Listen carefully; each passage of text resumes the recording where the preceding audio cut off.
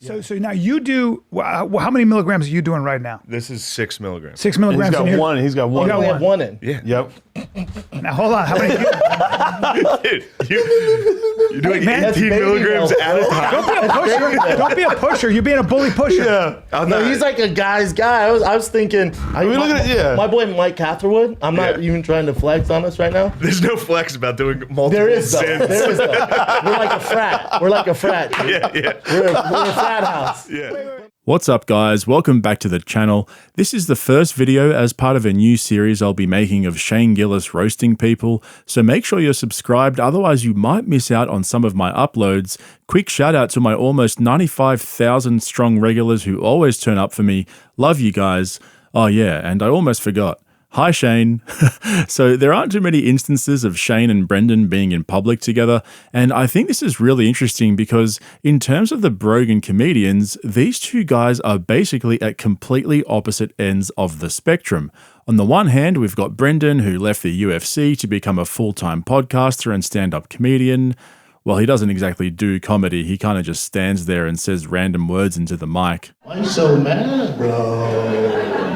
And Matt and Shane actually discuss Brendan's meteoric rise to the worst comedian of all time, but I'll get to that a little bit later because on the other end of the Rogan spectrum, you've got the man himself, Shane Gillis, who looks to be the next big-time comedian. And like I've said in previous videos, I find the dynamic between Shane and the Rogan comedy brats to be really interesting, mostly because I personally believe that Shane only puts up with them because they're buddies with Rogan as well. But if you go back to 2019 when Shane was fired from SNL, he wasn't super close to Rogan and the brats yet, so I've managed to find a few clips of him discussing Brendan, especially in relation to how much hate that he gets. So like I said, this was 2 years before Shane made his first appearance on JRE.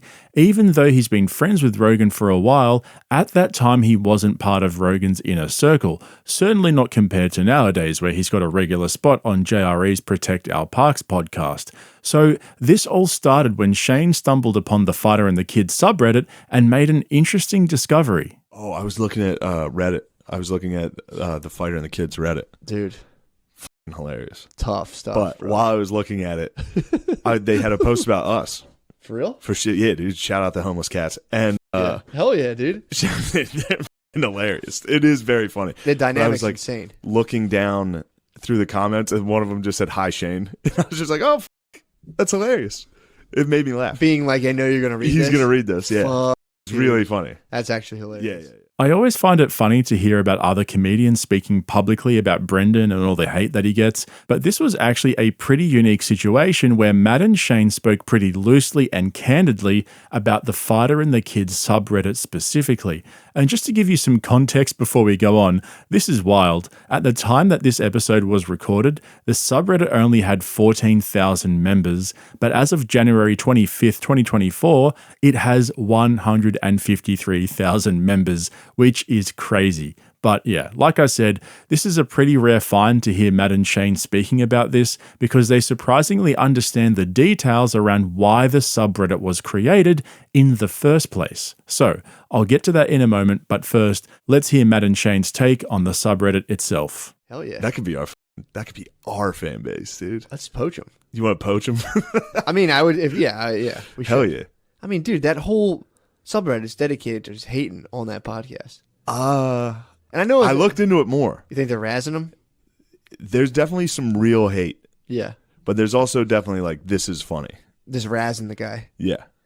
Oh no, yeah, I don't think it's necessarily all bitter hatred. True. Yeah. But it's pretty much dedicated towards being like, yeah.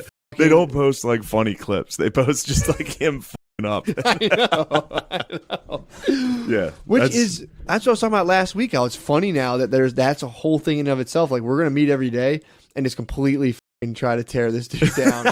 And of course they're razzing him, but it's still like, dude, I'm looking at that being like, I would like to think I'd be able to take that day in and day out, but I would bend to the mob. I'd be like, I'll do whatever. You stop making fun of me. Yes, I would bend to that mob. 14,000 people. They're homeless cats, dude. It's an entire city dedicated. They're called homeless cats. I know, baby. because they made fun of. Yeah, beasts, dude. I'm all in.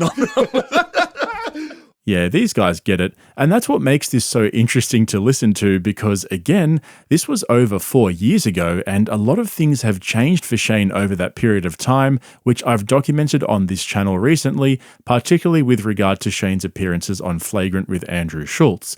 But we just heard them talking about how if they were in the same position, they would have caved to the mob and begged to be released from their grip, and that was only when there were 14,000 members. And in this next bit, Matt breaks down exactly why this all started in the first place, so let's hear from them first, and then I'll break it down even further. I watched that whole incel documentary about the guy that made that, a documentary about... Yeah, so I know exactly Schaub? what's going on in that subreddit. So I watched that documentary, and then I went to the subreddit. I'm like, whoa, dude, there's like a whole space where you can just act this. Whole subculture of these people. There's like a small city worth 14,000, yeah. A small city's worth of people, like a rural town's worth of people who are dedicated towards like watching your every move. The sin they're punishing him for is taking that like kind of elitist attitude towards his fan base. He was kind of like, you guys are losers. I'm killing it. They were like, dude. We'll hive mind make fun of you. It's like, dude, I would instantly cave. Yeah. I'm like, so I'll quit. You guys I'm done. When I first heard that clip, I thought to myself, finally someone gets it. Now, what I mean by that is, we often hear other comedians talking about the hate that Brendan gets, but they usually just refer to it in general terms and how it's really bad or that sucks for Brendan, blah, blah, blah. Basically just empty platitudes without going into much detail. But right there we heard Matt actually acknowledging that it was Brendan who leaned into it and that's what caused it to grow so quickly. Now, Brendan isn't your average comedian. Well, he's nowhere near average, but what I mean is he's a former football player turned MMA fighter, so he probably doesn't see things the way most normal people do. If he feels like he's getting bullied, then he'll take it head on and not back down because that's just part of his DNA. He's a big dude, he's strong, he's a fighter. Yeah, I think you guys get the idea. So when some of his fans started calling him out for being an elitist snob, he didn't cave in and drop it or let it go like most comedians would. He didn't even ignore it like Papa Rogan seems to be so good at.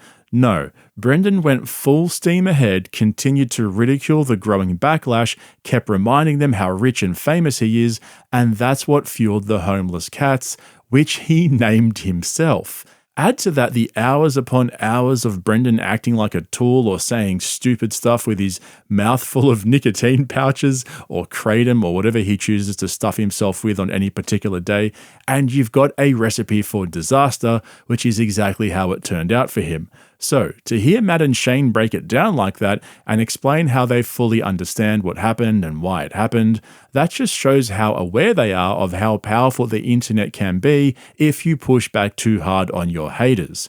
I mean, look what's happening to Tom Segura right now.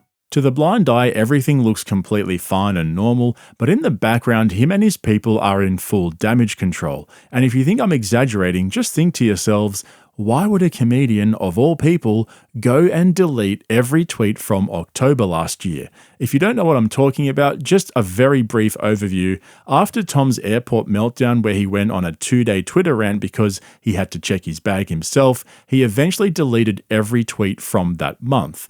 Not just the 2 days, the whole month. There was also that awkward moment recently when he refused to say how many cars he owned during an interview, so you can see how even with someone like Tom Segura, who is 100 times funnier than Brendan Schaub will ever be, there still is a line as to how far you can go when giving it back to your haters. Just quietly though, I was thinking about this the other day and I realized it was a possibility that I never brought up with you guys at the time. I don't know how I missed this, but do you think that maybe American Airlines launched some sort of legal action against Tom or sent him a cease and desist letter or something to that effect, and as part of a confidential agreement, he had to delete all those tweets, but instead he tried to mask it all behind smoke and mirrors and just deleted the whole month so that people wouldn't know exactly which tweet or group of tweets it was. If that's true, that would be pretty wild, huh? Because remember, American Airlines actually replied to his tweet at the time and called him out, but he basically just doubled down and told them to shut up. So, I don't know if that's what's happened. Again, I've got no evidence of this. I'm just speculating out loud with you guys. but I still personally believe it was an internal thing, like with his PR group, that happened within his actual team.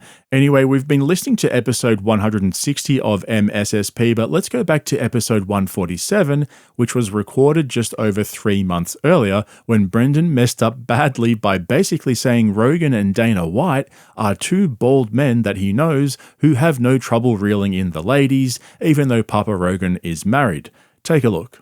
Brendan Schaub lets it slip that Joe Rogan is cheating on his wife. That can't be real. What's he say? I don't know. I haven't watched it.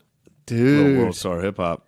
He's quickly becoming the persona non grata, If dude. Brendan Schaub said that, I don't know if this is true. If he said that he's cheating on his wife, that is whoopsie. Yeah, play the clip. Well, all right. I don't know if you can hear it. Listen, I know some bald dudes are slinging out there. Look at Dana White, Rogan. That's it. Look at Dana White, Rogan. That's it. Oh. Whoopsie. How would he know he's slinging dick to his wife, dude? You know what I'm saying? Maybe he's saying like, What married guy, like, yo, that dude's slinging dick to his wife and his wife alone? maybe he's saying he could, Or he could be talking about stand up. but as soon as he said it, you could see his face like, oh. Imagine- All you gotta do is say, oh, is that live? What was he doing live? The Breakfast Club? It was the Sting and I don't know. It was him and Theo Von. Oof. Probably, Oh dude. my It's probably God, a if that's live video. You just threw your. But I mean, if he might have been talking about stand up. Sometimes say like he's out there slinging No, dick. Dana White. He's talking about bald guys that get pussy. Oh, fuck. Dude, this just in. Well, Rogies can. You can deny that. That's an easy one. That's what, because we don't know. You know What that the setup intention, is? That intention, like Schaub's intention there. Maybe he just meant like if he could get like Maybe he didn't mean slinging like actually. Fucking. Also, that's what the fuck. How does he know Dana White's slinging dick? I mean, Yeah, I'm sure he's exactly. partied. I think he just made. Oh well, because he's UFC. He's probably partied with Yeah, him. he definitely knows. Does he mean he has a hog, or is he saying he's getting tons of? I mean, yeah. you could safely assume anyone who's making millions of dollars Is is getting slinging dick. yes. That's like a. But he really is like fuck. His face is like. Oh man, that is classic Bupper, just saying words without thinking. But the best part of this episode was what came after that, because Matt and Shane start joking around about how Brendan is low-key trying to get Rogan back for screwing him over. This is pretty funny. I'll have a bit more to say in a moment, but check it out first so that we can break it down afterwards. Rogies destroyed him. Yeah, he was like, don't do a stand-up special, dude. You're not good enough yet. No, I think he just. Oh, did he say that to him? Way back when, he was like, I'm telling you, man, you don't want to do that. You're not ready to do an hour yet. He's like, you haven't been doing it long enough. And that's why he like titled it like, could you believe it? Or like, it was basically a title being like, you couldn't even believe it. Nobody could stop me. Yeah, dude. He's got a weird hang up on Rogues because Rogues. Well, Rogies. I meant Rogies. Did you ever see him like talk him out of UFC? Oh yeah. That's like hard to That's watch. that's what That's he. like a mean one. Well, that's what he was saying is like the genesis of his stand-up career, where people are like, "Yo, you're too funny to be getting punched in the head, bro." But Rogies was like, "Yeah, you're not. He's like, dude, I'm watching fighters. Like, you don't stand a chance. You're getting old. You got to figure." He was basically just saying like, get and do something else. You're going to be punched. I know it saying was you're kind gonna be of punchy. nice, but while the guy was a fighter, it's just like Yeah, it's a little. It's like you got to be close friends to hit him with that, and you don't do it publicly. Like on air, being Yeah. like, "Bro, you're washed up." Like that's like or like you're soft. You don't have that fight in you. It's like, oh man. Yeah, but I mean, me and Rogan are martial artists, so like that's just how we're blunt with each other. We're blunt with other martial artists. I would have said the same thing. I would have been like, "Yo, bro, this isn't for you. Let the fight to me and Rogies, dude." Dude, Damn. why'd he do that? All right, there is so much in there. First of all, the special they were talking about was Brendan's first comedy special titled You'd Be Surprised, which was recorded in January of 2019 and released later on in May. And they were 100% correct because Brendan got that idea for the title from his infamous dressing down by Rogan way back in 2014. This is the reality of it. I worry about your commitment to fighting, and I worry about where you stand, not your commitment to training. Not your commitment to training, not your commitment to give it your all. I think you have one foot out the door. I think you're looking. You disagree? Mm-hmm. I think you're looking at you're looking at where the future is going to take you, and that you can't do this forever. And I think that's a very dangerous place to be in fighting. And I've seen it with a lot of guys. They early in their career, they're invulnerable, they're beasts, they're monsters, they're 100% focused. Fighting becomes their life, it becomes their everything. And then somewhere along the line, they start thinking, how long can I do this? When's the out time? What's my exit strategy? If you had a wrestling match with Cain Velasquez, how well do you think you'd do? Straight up wrestling? Yeah. I think people would be surprised. Really? You think so? Mm-hmm. I think you'd be surprised. I really do. I think he'd f you up. And I say that as a friend and a guy who loves you. So that's where the title You'd Be Surprised came from, and it goes back to what Matt and Shane were saying earlier. Actually, this is a really good example. Brendan has a history of leaning into things that just end up being really cringe. It's obvious that when Rogan said, I think you'd be surprised, that it really stuck with him and he couldn't let it go. So he probably thought it'd be a flex to use that same phrase as his first comedy special title, thinking that everyone would be like, oh bro, that was insane. Who knew you were so funny? But instead it ended up just being a massive cringe fest, and the fact that he tried to give it that title as a flex, but it backfired, makes it funnier than anything he actually said on stage in that special. And that set the tone for the rest of Brendan's career. Everything he's tried to do has ended up having the complete opposite effect. After his first special was released as a Showtime comedy special, he copped a massive backlash from the comedy community because he was an unproven comic who had his first special released by Showtime when there were way funnier comics who had been grinding it out for years before him who couldn't get anyone to look at their specials. But then 3 years later, after his comedy career continued to nosedive, he, yet again, completely screwed himself by self-publishing his second comedy special, which was only 25 minutes long instead of the usual 1 hour that we're used to, and he titled it Gringo Papi because I think his wife's Mexican or something. I honestly don't know the full story, but his second special ended up being openly ridiculed by his comedy buddies, and nothing comes quite close to this next clip. I'm not going to lie, guys, this is probably in my top 5 favorite clips that I've ever played on this channel. It gets me every time I play it. Oh, geez, here we go. You mean the Arlington where Gringo Papi was filmed? Wait, is that where that was filmed? Is it? The Dallas Improv, Arlington? I think so, yeah. That's where Gringo Papi was filmed. Oh, no. Dude, tough act to follow.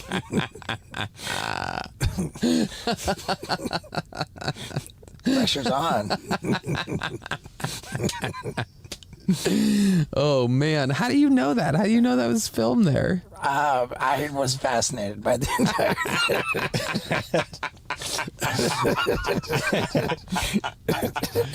I even know where the construction paper came from. Oh, my God. I even know who cut it out. Oh, my God. That's so funny. Yeah, we all are. We're all very fascinated about it. It was fascinating. Yeah. I mean, just like, I'm particularly close to that because of the known for other things coming into stand-up, like first special on Showtime, and then like putting out the second special on your own. 35 minutes. 25. Was it really? It was 25. Oh, my goodness. Yeah. Oh, it's interesting. It's like death by 1,000 self-inflicted paper cuts or something like that. It's pretty intense. Oh, I just had a mad idea for Bupper. He should call his next comedy special Death by 1,000 Cuts. I'm telling you, I'm onto something here. It'll be the best 15-minute special you've ever seen. And so here we are. I'll tell you what. Those clips from Matt and Shane's secret podcast are absolute gems because you'll never hear them say stuff like that anymore. Shane's too close to those guys now, and he's even spoken about that in a previous interview with one of the Barstool podcasts. I can't remember which one. I'll pull it up on the screen for you. I've covered it in a previous video.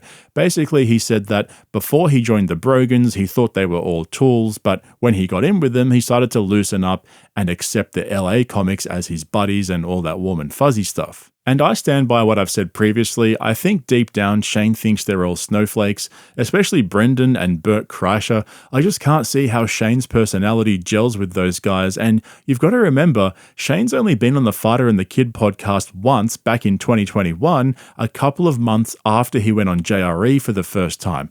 Apart from the fact that the Fighter and the Kid is basically a dead podcast at this point, I think that says a lot. Shane only goes on JRE regularly because that's the top of the food chain, so he doesn't need to mix in with all the other Brogan comedy brats, apart from his yearly appearance on Flagrant every October. Anyway, that's my breakdown of Shane Gillis versus Brendan Schaub. I'll be making more videos like this where I dig into MSSP history and pull out the best bits of Matt and Shane roasting people. I've already got a few in the pipeline that I'm working on for you guys, so they're going to be pretty funny. But that's it from me. I hope you enjoyed this video. Let me know what you guys think in the comments below. And if you haven't subscribed yet, sort that out, jump on board so you get all my uploads right there in your feed. Shout out to all my regulars. You guys are the best. I'll catch you in the next one. And your stand-up is good. Yes. And you've been working at I work it. very hard, yeah. And your stand-up is good. Yes. And your stand-up is good. Yes. I think you'd be surprised. I really do.